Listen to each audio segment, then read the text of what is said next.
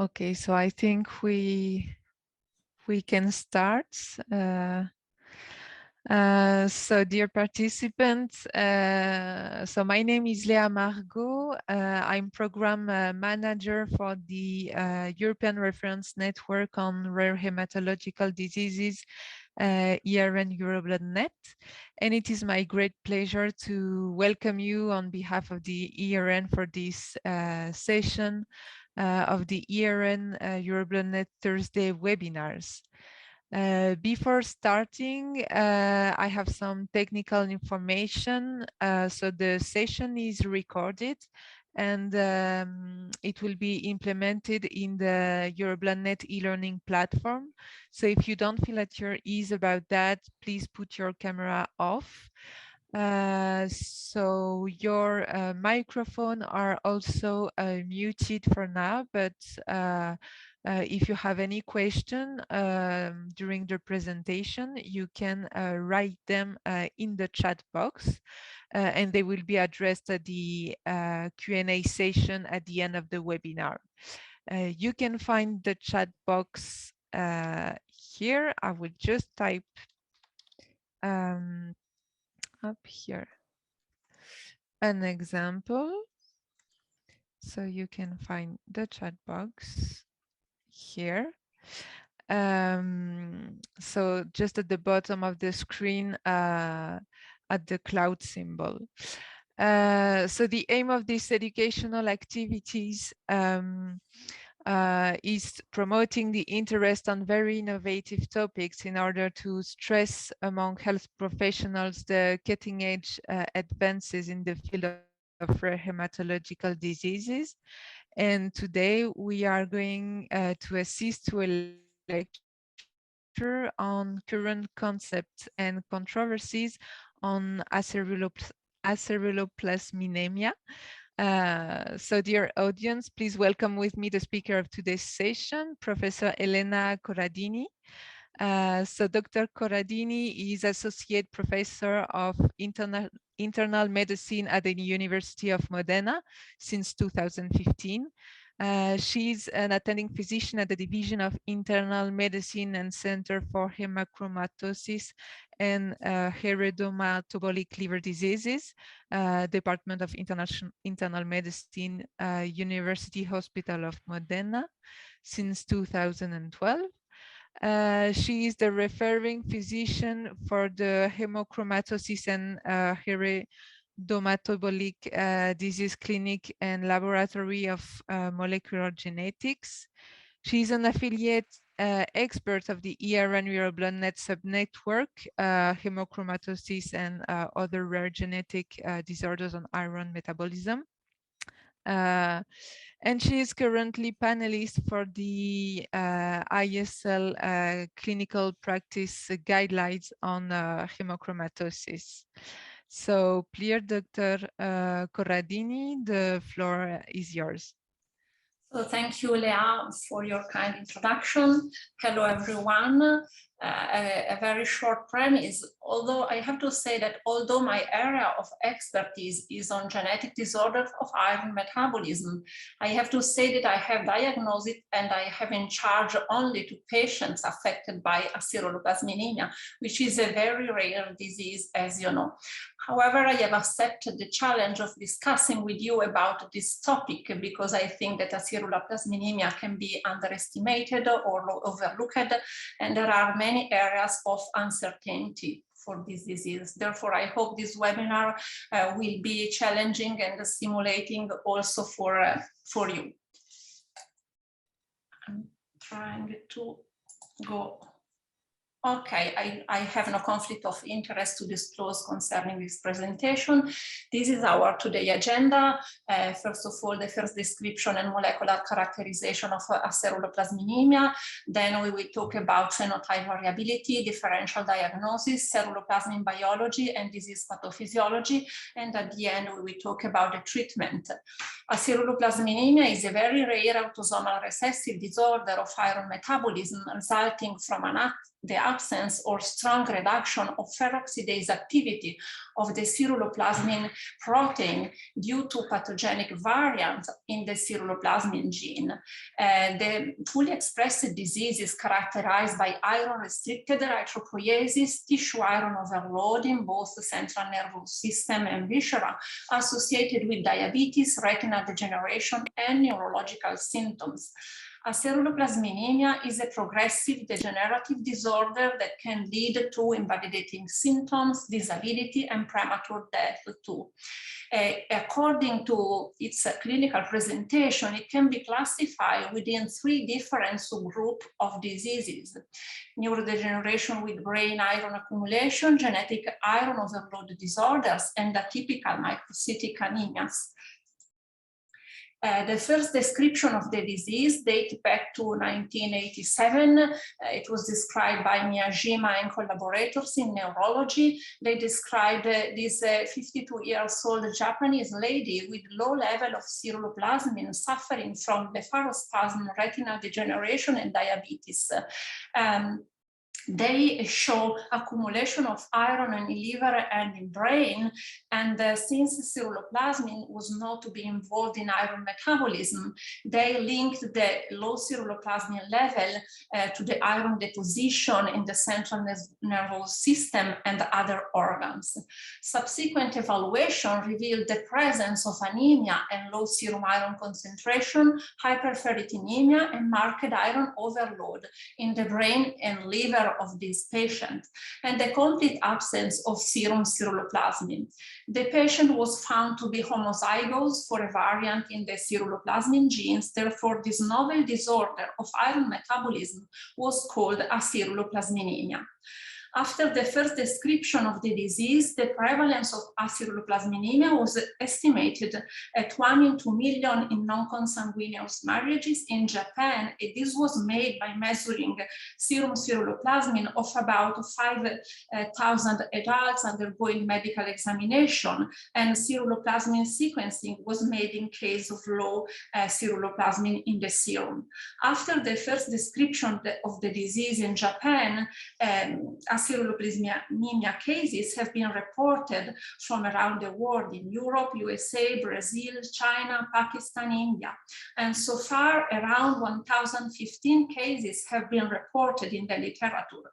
But the exact disease prevalence is unknown, and we expect that there is a underestimation of the prevalence due to under-ascertainment of the disease and under-reporting of single cases. The first and largest clinical case series of patients with aceruloplasminemia was made by Miyajima and collaborators in Japan. In this slide, you can see the clinical characteristic of 71 patients with aceruloplasminemia. The authors of the work show the prevalence of the different clinical features. Anemia was present in 80% of the patient, retinal degeneration, diabetes, and neurological symptoms were present in about 70% of the patient. Therefore, based on this clinical presentation, the authors made the definition of a classical clinical trial as a clue for aceruloplasminemia diagnosis, comprising retinal degeneration, diabetes, and neurological symptoms.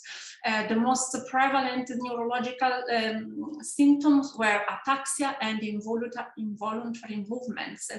The authors also presented the onset of diabetes in the 4th decade of life, the onset of neurological symptom in the 5th decade of life, classic laboratory findings, decreased serum iron, iron refractory microcytic anemia, hyperferritinemia, low serum copper, and also the classic MRI finding with low intensity in in both T1 and T2 weighted images in the liver, as you can see on your right, and in the basal ganglia, including the caudate nucleus, putamen and pallidum, and the thalamus.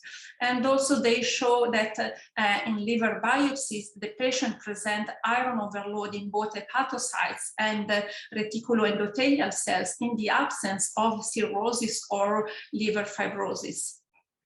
After the description of this first case series of Japanese patients, 5 works have been published showing other case series of patients, and they are international and non-Japanese case series. You can see here the 5 papers.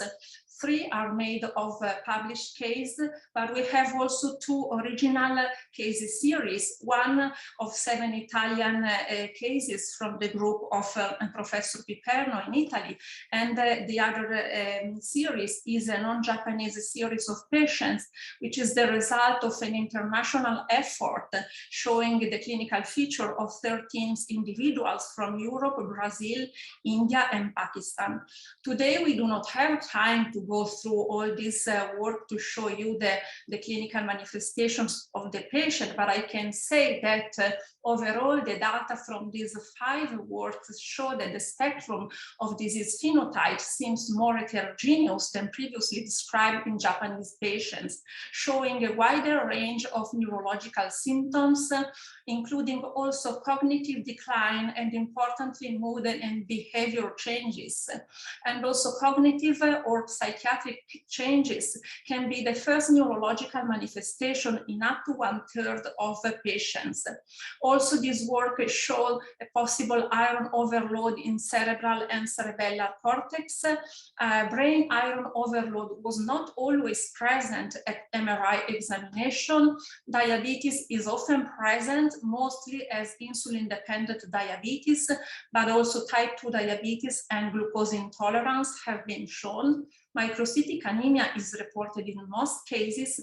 Retinal degeneration is less frequent in comparison to the Japanese case series, and visceral iron overload is prevalent in hepatocytes and liver rather than in macrophages and in the spleen. And also cases of mild and moderate liver fibrosis have been shown. I would like also to point out that in one of these 5 work, we have a few data on natural history, reinforcing the fact that Aceruloplasminemia is a progressive disease with progressive disability, and also it can be a fatal disease. In fact, you can see 4 patients with a premature death around 60, 70 years of age because of pneumonia. In this other international case series, the author interestingly showed that the combination of anemia and diabetes precedes neurological symptoms in almost 90% of patients by an average of 12.5 years. Therefore, we know that there is diagnostic window before the onset of neurological symptoms.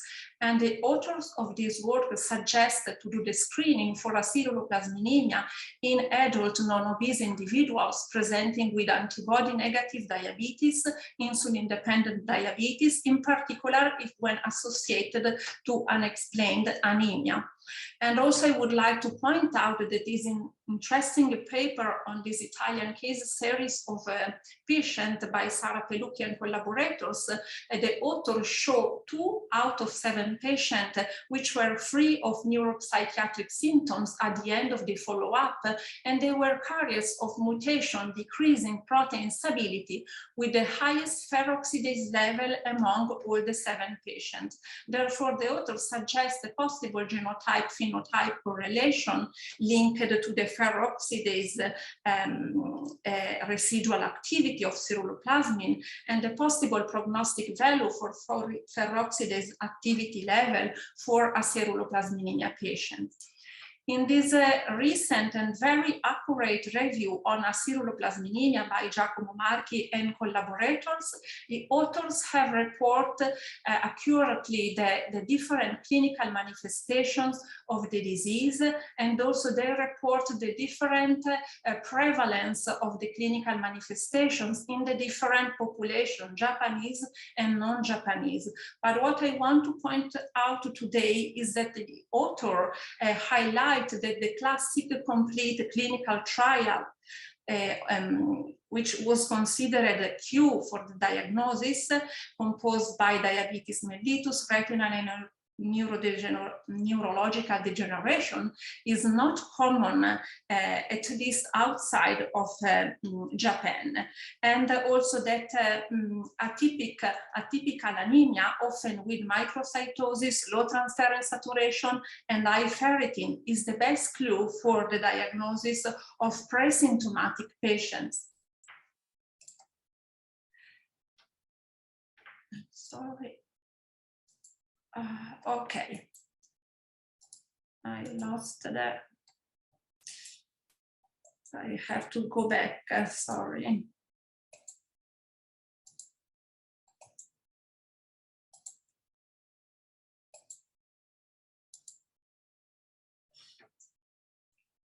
Okay, here I am. I apologize.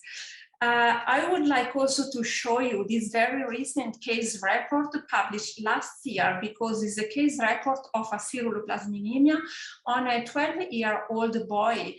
This patient came to the medical attention because of behavioral changes, and the clinical workup found out microcytic anemia, low serum iron, increase of liver enzyme, low ceruloplasmin. Therefore, the patient was investigated, and eventually a diagnosis of aceruloplasminemia came out at the age of 15 years. Also, there was a liver iron overload and also an early retinal degeneration. Therefore, this very recent case report highlighted the fact that the onset of clinical manifestation may be also in childhood. We also have additional pathological findings from sparse case reports and autopsy observation showing iron deposition also in other organs such as kidney, heart, and pancreas. And also we have a report showing that an early retinal degeneration may be undetectable on ophthalmoscopy, and therefore a fluorescein angiography may be required in certain cases to identify early retinal defects in these patients. There are also reports of pituitary gland siderosis and a report of pituitary gland functional damage with the central diabetes insipidus and hypothalamic hypothyroidism, a report of progressive cerebral atrophy and neurodegeneration without visible brain iron overload at MRI imaging, a case of peripheral neuropathy in the absence of visible changes at brain MRI, and also a case of movement disorder and brain iron overload in the absence of hyperferritinemia and liver iron overload. Therefore, overall, all these data suggest us that beside age at diagnosis and residual ceruloplasmin peroxidase activity, other genetic or environmental factors may modulate phenotypic expression and disease progression. For example, factors affecting iron metabolism, oxidative status, erythropoiesis, or metabolic and nutritional status. Having a look of the clinical manifestation of aceruloplasminemia, it is easy to understand that different specialists may intersect an aceruloplasminemia patient and raise the suspicion for the disease. Neurologists, psychiatrists, hematologists, ophthalmologists, hepatologists, endocrinologists, or diabetologists, and also, of course, internal medicine specialists and pediatrician too, as we have just seen a patient with the onset of clinical manifestation at 12 years of age. The differential diagnosis involved atypical microcytic anemias, genetic and acquired disorders of iron and copper metabolism, mainly Wilson disease, acquired copper deficiency, and genetic iron overload disorders, neurodegeneration with brain iron accumulation, and other neurological degenerative disorder with similar manifestation to aceruloplasminemia. We have to remember that low ceruloplasmin concentration in the plasma is not specific for aceruloplasminemia. In fact, low ceruloplasmin level may be present in condition of decreased protein synthesis or in protein losing condition or in presence of copper deficiency from acquired etiology, and also ceruloplasmin deficiency is a characteristic feature in genetic copper metabolic disorders such as Wilson disease, Menkes disease, and MET syndrome. Also, low ceruloplasmin and low serum copper can be found as a clinical manifestation in other metabolic disorders, for example, glycosylation disorders or other metabolic disorders. Also, serum ceruloplasmin may be low in individuals heterozygous carrier of a genetic variant of the GP gene per se or the gene associated to the Wilson disease. Another interesting topic is the fact that heterozygous CP variant carriers have been reported to have a kind of mild disease phenotype with incomplete or mild manifestations. We have only single case report or a small case series where most patients have neurological symptoms. Ferritin and liver iron can be normal to increase, but in the absence of anemia, low serum iron, and diabetes. Therefore, this data suggests a likely clinical impact of heterozygous carriage of certain variants. For example, it has been demonstrated, we have the in vitro demonstration from the work of Bonacorsi, Dipatti, and collaborators, that some variant may have a dominant negative effect. Therefore, we may question about the clinical relevance of certain cases of hypoceruloplasminemia, but we have also to take into account the study in homogeneity, the partial description of the phenotypes, the lack of in vitro characterization of the variants, of the genetic variants, and the possibility of a second variant in non-covered DNA region or in a different gene. Again, about heterozygous CP variant carriage, in line with this, in recent studies by us and by other colleagues, targeted NGS studies using custom iron gene panels have shown that ceruloplasmin gene was the second most mutated gene after HFE in cohort of patients selected for suspected genetic iron overload or genetic hyperferritinemia in a cohort of patients from a liver clinic with high serum ferritin and MRI confirmed liver iron overload, and in patients with biopsy-proven NAFLD associated with liver iron deposition. Therefore, the question is, can ceruloplasmin gene variants heterozygous carriage act as cofactor for iron loading in different clinical contexts? But these data are preliminary, therefore further study are needed in this area. Coming to ceruloplasmin biology and disease pathophysiology. Ceruloplasmin is a single copy gene on chromosome 3 in the human genome. Ceruloplasmin protein is synthesized as an apoprotein which binds up to 6 atoms of copper and then changes to a holoform. There are 2 isoforms of ceruloplasmin generated by alternative splicing, a secretory form secreted in the plasma and extracellular fluids, and the GPI-linked form, which is anchored to the cell membrane. The secretory form is expressed mainly in hepatocytes, but also in small amount in other cell types. The GPI-linked form is prevalent in the brain, in astrocytes, but it can also be expressed in other different cell types. Ceruloplasmin is part of the mammalian multi-copper ferroxidase family composed by at least 3 enzymes, which are essential for iron homeostasis, including ceruloplasmin, hephaestin, and cyclopen. Each enzyme contains 6 copper atoms, which act as electron acceptor, along with the oxidation of substrates, including iron, coupled with the reduction of oxygen to water without release of toxic intermediates.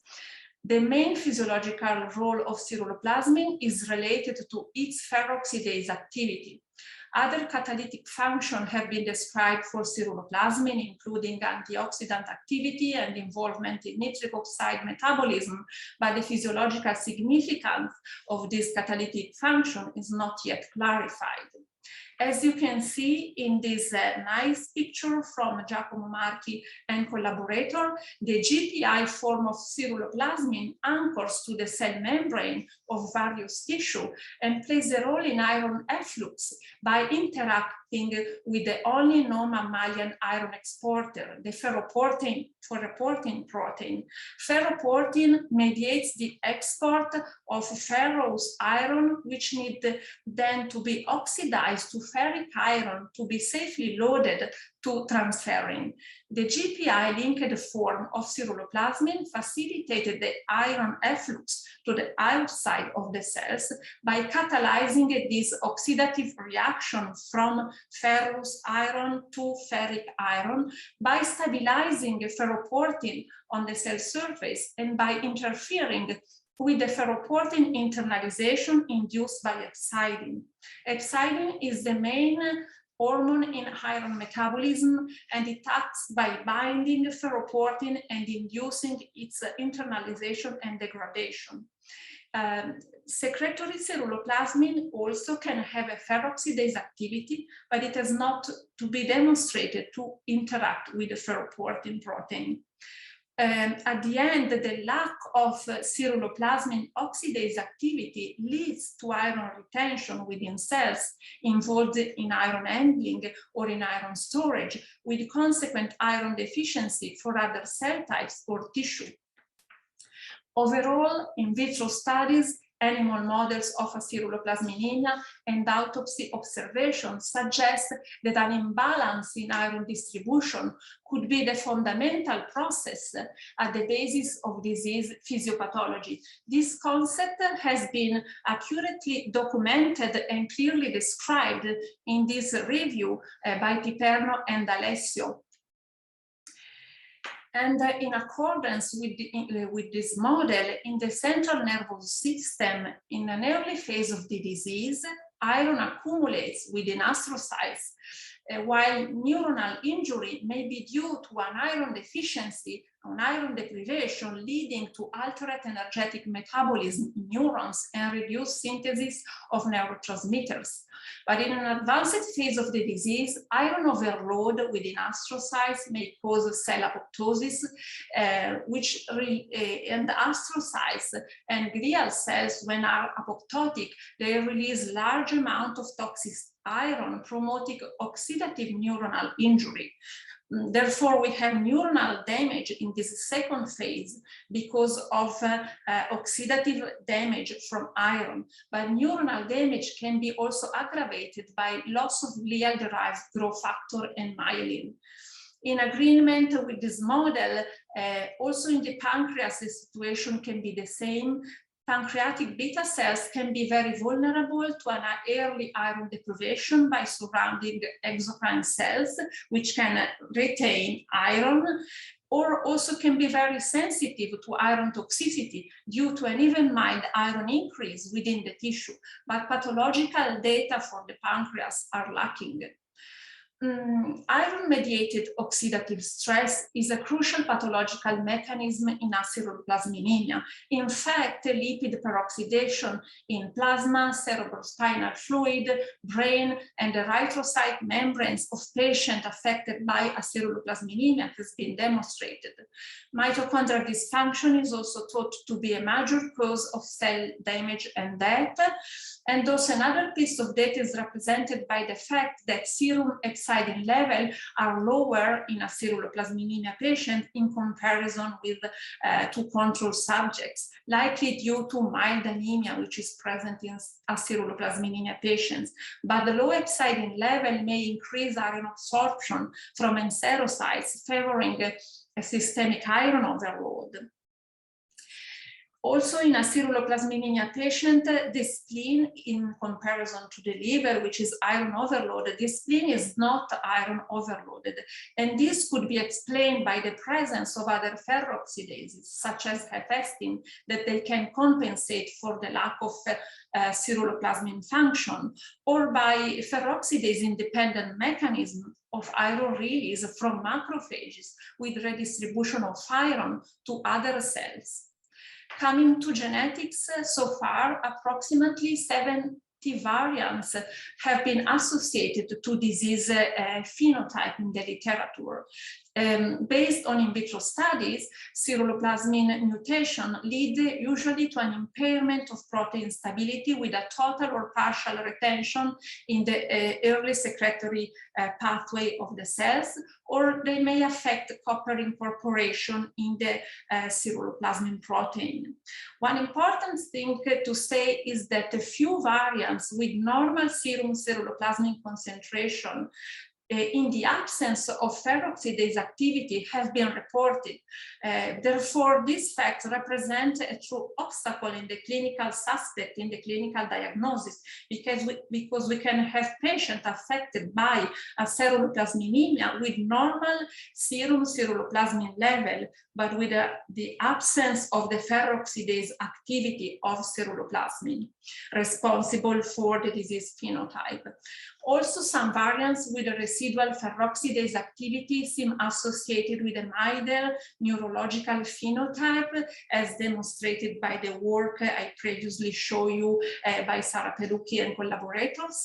A specific variant has been associated to extrapyramidal symptoms in Caucasians. However, more data are needed to understand the genotype-phenotype correlations in this disease. Therapeutic strategies. We have only case reports or case series. We have to acknowledge a lack of standardized assessment of signs and symptoms of disease by neurological scales or neuropsychiatric scales or quantitative MRI data. Many different protocols have as you can see on your right, have been published, including association and sequential therapies, treatment of pre-symptomatic or symptomatic patients, and different duration of the treatments from weeks to years. And we have also the risk of publication bias. Therefore, it's very difficult to assess and compare the efficacy of the different therapeutic protocols in this disease.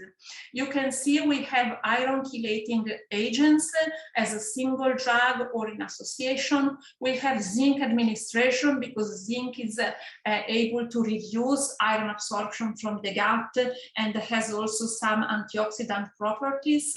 We have one report about minocycline administration, which is able to cross the blood-brain barrier and has also antioxidant activity. We have the association between iron chelation and antioxidants such as vitamin E and vitamin C. We have phlebotomy, and we have also the administration of fresh frozen plasma in order to restore plasma ceruloplasmin levels. The most common approach is based on iron chelation in aceruloplasminemia so far. This approach seems to reduce serum ferritin and liver iron overload, but we have no data on the effect on retinal degeneration, few data on diabetes improvement, and very variable results, including improvement, stability, or progression of the disease on neuropsychiatric involvement and brain iron overload. But overall, we have a poor efficacy on the long term for the neurological manifestations of the disease. Also, treatment discontinuation due to poor tolerance or to side effects of iron chelating agents have been reported. 2 years ago. This very interesting work has been published, and where the researchers did a nice review of the literature until December 2019, and they do an analysis of aggregated cases about therapeutic strategies in aceruloplasminemia. They found 24 asymptomatic and 24 symptomatic patients at the start of the therapy. They found out 13 different iron chelating methods for these patients. Based on the natural course of the disease observed in the 24 symptomatic patients, the treatment in neurologically asymptomatic patients was started 11 years before neurological symptoms were likely to develop.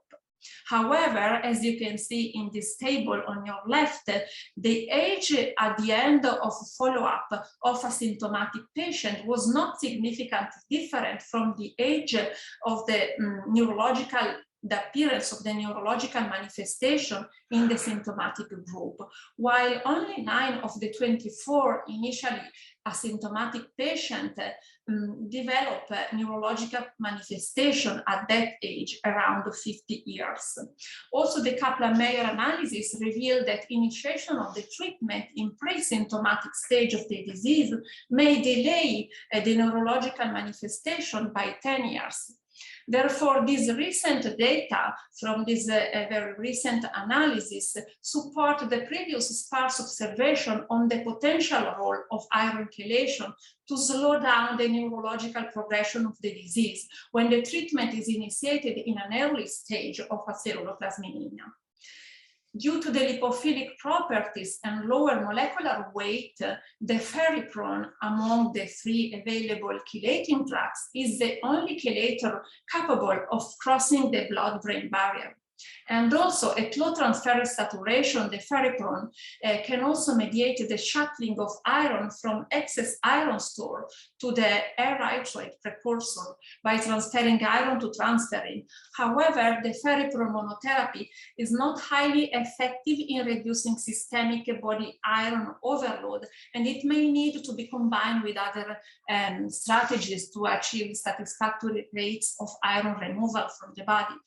In conclusion, long-term, probably lifelong iron chelation treatment should be considered and initiated in every patient, preferentially before neurological symptoms appear.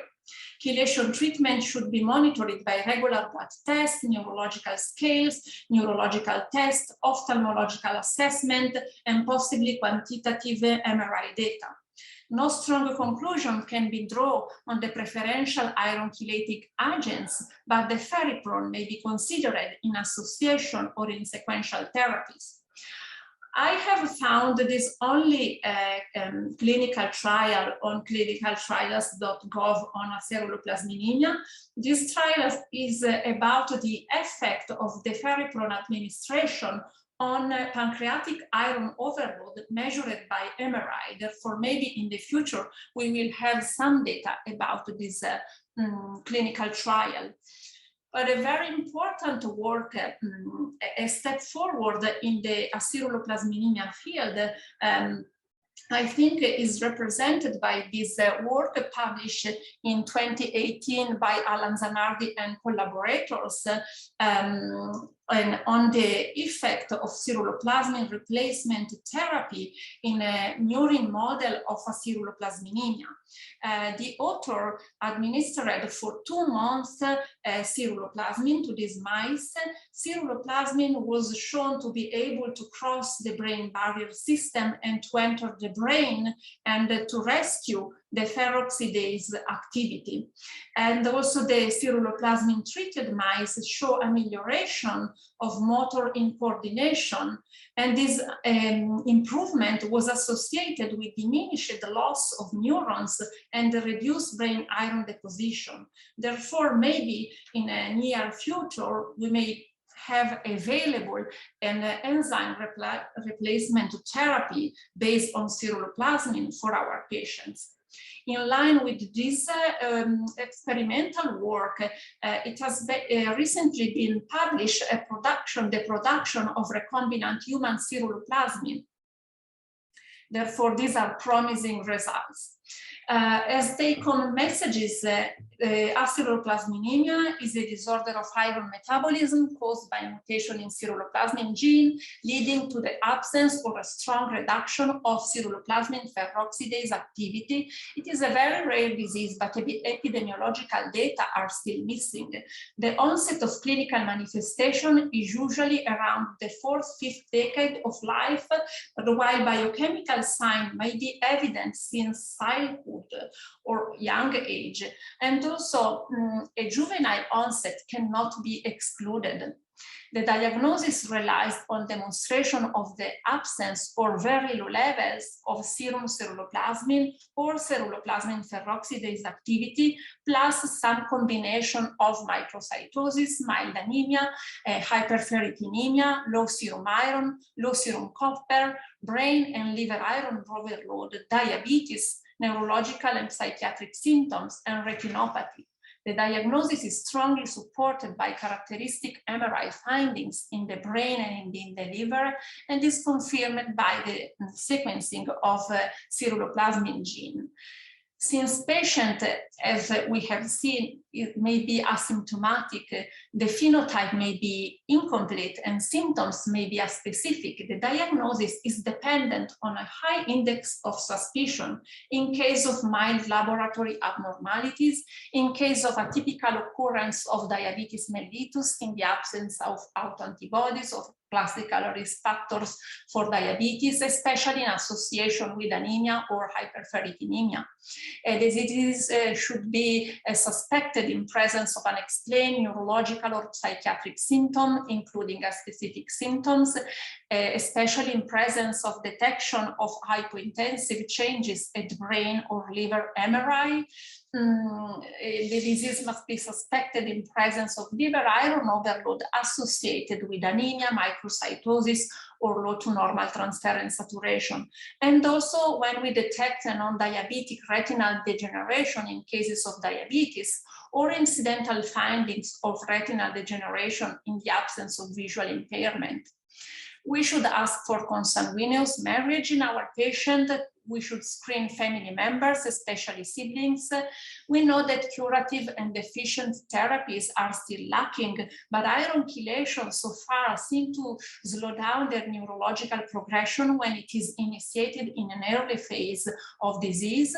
So nowadays it seems appropriate to treat symptomatic and pre-symptomatic patients with therapeutic strategies aimed to reduce or to prevent the tissue iron overload and the tissue oxidative stress. And maybe in the future we will have available enzyme replacement therapy for our patient. Here I just highlight for you some areas for future research on epidemiology. We still should study on disease prevalence in the general population and specific patient population, on genetics. We still need functional characterization of ceruloplasmin variants, to study genotype-phenotype correlation, to study the clinical impact of heterozygous carriage of ceruloplasmin variants. We need more study on mechanism of iron misdistribution and overload, tissue damage, and the erythropoiesis impairment in this disease, and also to study the eventual role of other catalytic function of ceruloplasmin and the eventual role of other peroxidases, such as efestin, in the clinical context of this disease. Also, we need to study the phenotype variability, environmental and genetic modifier, the gender-related variability, and also prognostic markers such as peroxidase activity or other markers. About the treatment, the area for future research are again about curative therapy, such as the enzyme replacement therapy, gene therapy approaches, and maybe the development of smart chelators or smart drugs to target specific iron deposits or iron redistribution. We should also, I think, try to optimize the therapeutic schedules with the available iron chelating drugs we have for iron removal, and to study the role and the impact of antioxidant therapies, and to try to optimize the treatment for the disease manifestation, neurological and psychiatric symptoms, and diabetes. In conclusion, collaborative international, at least European, but better global joint efforts are needed. And in this context, more recent genomic technologies such as next generation sequencing and novel MRI techniques for iron quantification also in the brain can be useful tools to better understand the pathophysiology of the disease and to optimize the treatment with the drugs we have available so far. Thank you for your attention. Thank you very much, Dr. Corradini, for this very comprehensive presentation on this very rare disease. We see that we still have a lot of work for the investigation field in this area. Does anybody has any question regarding this presentation? You can unmute yourself or feel free to ask your question in the chat box. We still have some minutes to address them. I see some compliments in the chat box. There is Filomena Longo asking, may I share our experience on this disease? Sure. Of course. Thank you, Elena, very welcome. for your wonderful presentation, very exhaustive and elegant. I'm from Orbassano, Torino, and we are taking care of only one patient, but very special patient, because now she's a female of about 26 years old, but we met her the first time at the age of 6 years.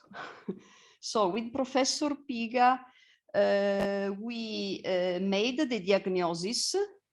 And the history was of a child that were taking iron because the pediatrician continued to give iron for the quite low level of hemoglobin, even if the ferritin level was normal or better, a little bit higher than normal.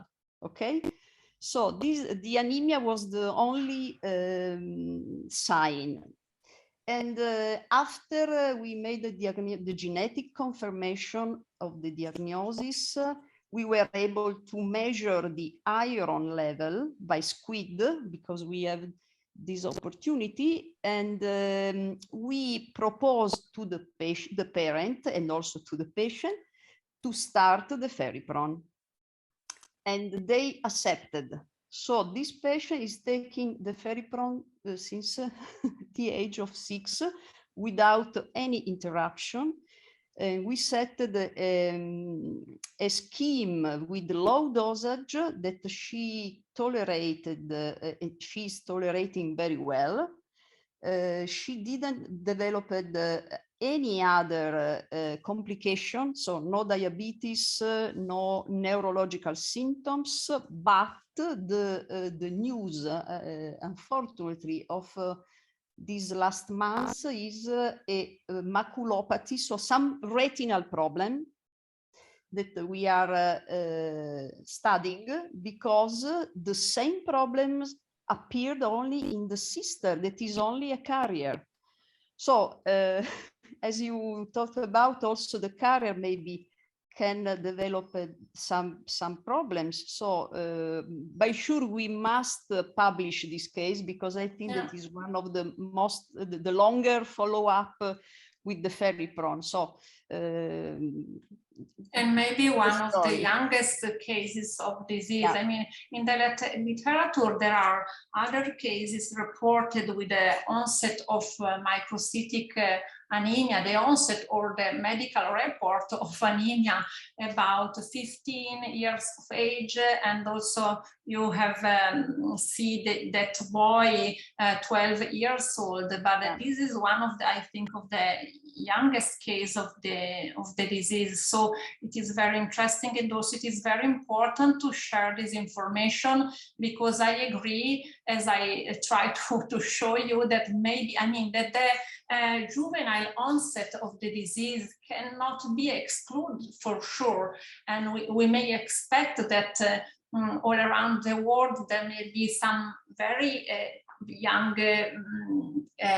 juvenile case of maybe Aceruloplasminemia. Therefore, I agree with you.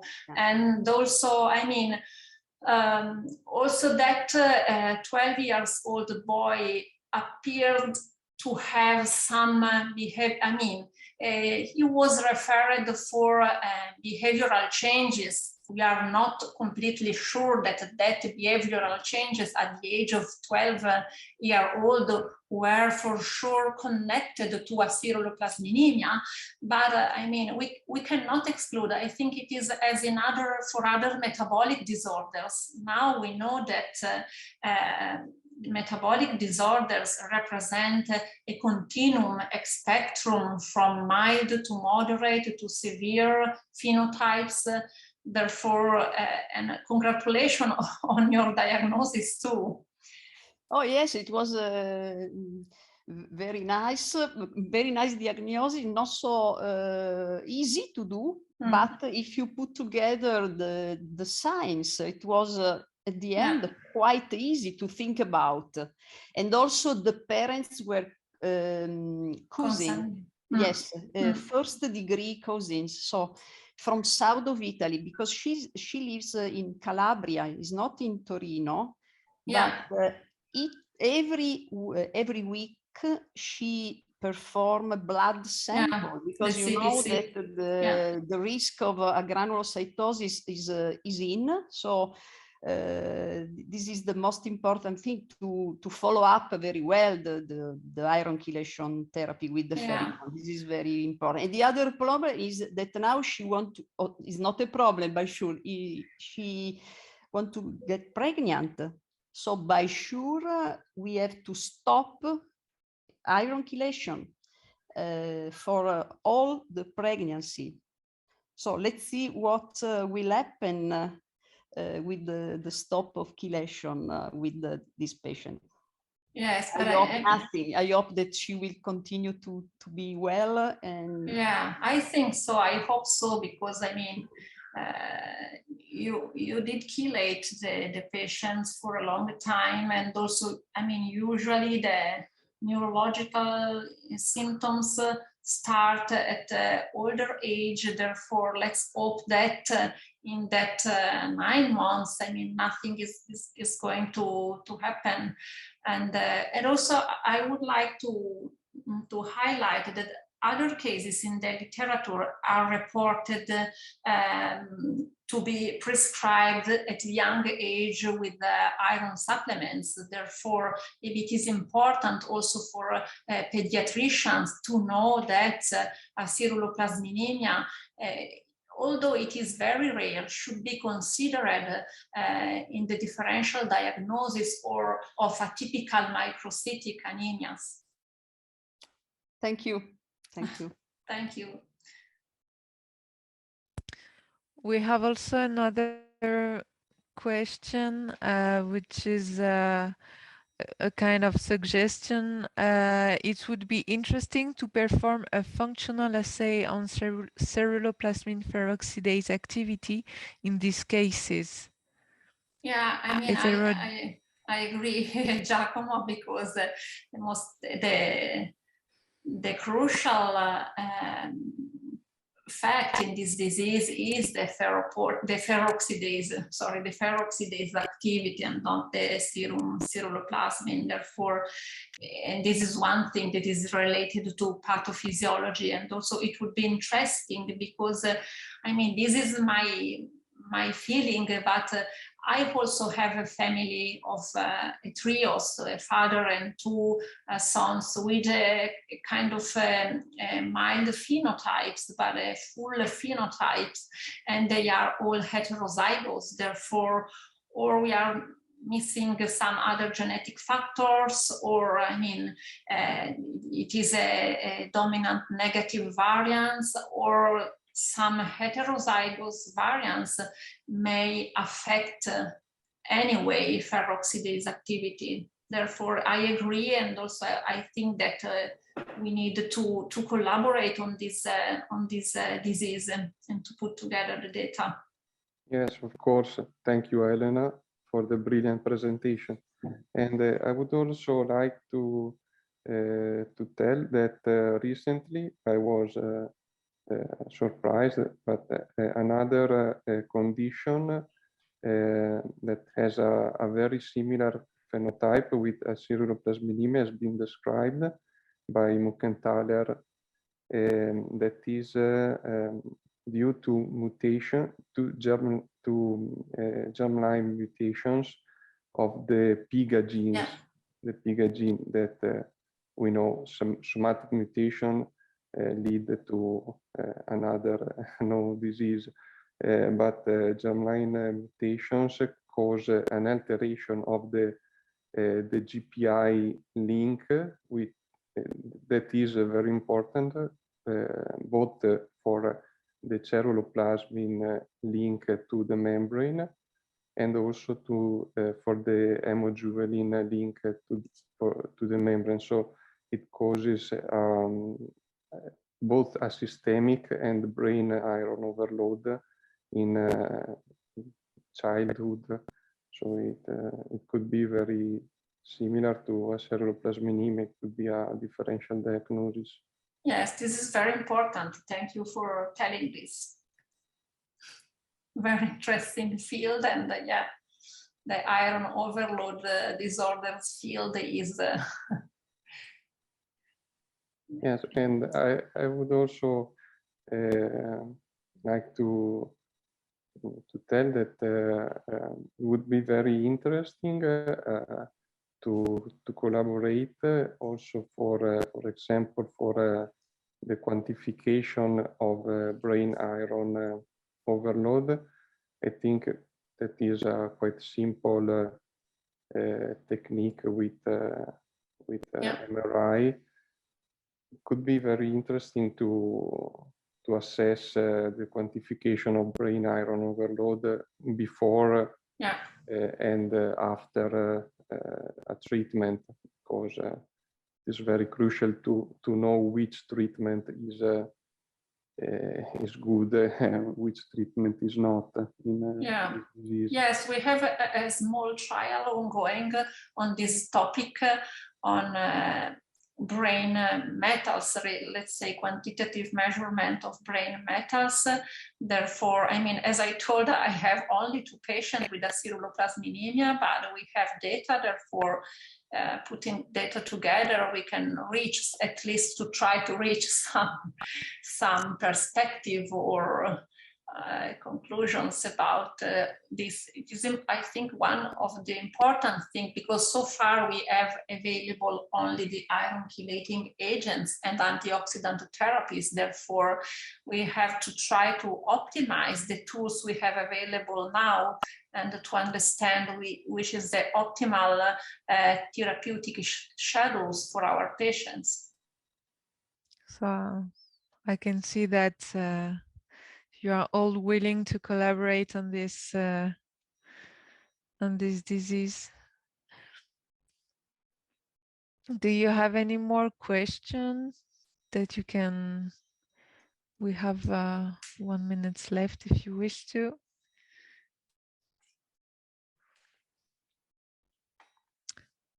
Okay, we have one other question, is there any possibility to send samples in one of your laboratories to determine definitive diagnosis? This is for sure. I mean, because we can do the single sequencing of the ceruloplasmin genes, or if you want, we can discuss about the history and the clinical manifestations of your patient. So you can contact me by emails, or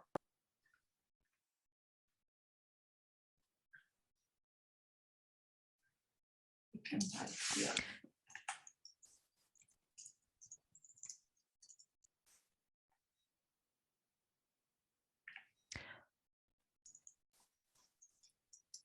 Yeah, so maybe you can take the email, yeah, from the chat.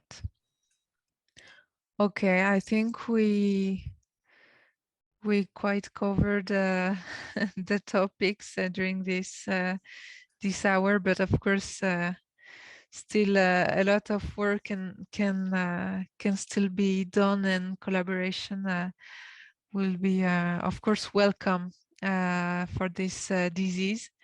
So thank you very much, Professor Corradini. It was a very nice presentation. So I will just share with you some last information. So you please do not hesitate to follow us on our EuroBloodNet newsletter, or to subscribe to our Edu YouTube channel, where this webinar will be uploaded. And if you want to contact us for any other webinar topic, please feel free to do so. So thank you very much to everybody. I think it was a very nice Thursday webinar session. And I just wish you a very nice evening. So thank you very much. Thank you for having me, and thank you for your questions. Have a good night. Thank you. Have a good night.